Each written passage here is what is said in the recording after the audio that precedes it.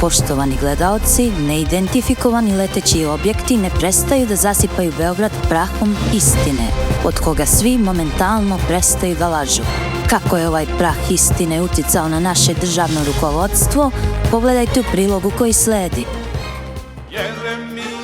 Gospodine Šljivice, hoćete nam reći kako ste to naoružanje upotrebili u subotu? Koristili smo najmodernije zvučni top koji smo nabavili od Amerikanaca pre 3 godine. 2,5 godine. Bog me nije bio ni jeftin. Kakvi crno jeftin? A zbog čega ste ga uopšte nabavljali? Pa zato što je šef predosetio da će nam trebati. Šljivica je hteo da kupimo umjesto topa dronove od Jacksa.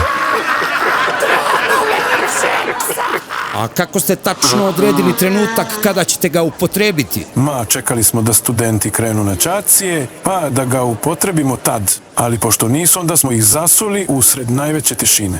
A zašto baš tad? Bravo, mali. Da bi efekat bio jači. Kakav efekat? Pa efekat straha i panike i da bismo bili sigurni da ćemo razjebati protest. A da li je baš bilo neophodno da se upotrebi to naoružanje? Pa morali smo, bilo ih je previše, a pristizali su i dalje. Koliko je tačno ljudi bilo? Pa bar 800.000, mada smo mi lagali da je 100. A da li je zvučni top opasan i da li ostavlja neke posledice? Opasno je samo za trudnice i srčane bolesnike.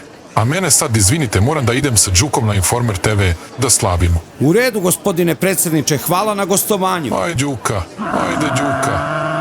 Nemam ni ja mnogo vremena. Žurim na nastup u jednom klubu. Gospodine Šljivice, hvala puno na iskrenom razgovoru. Hvala vama, bilo mi je zadovoljstvo.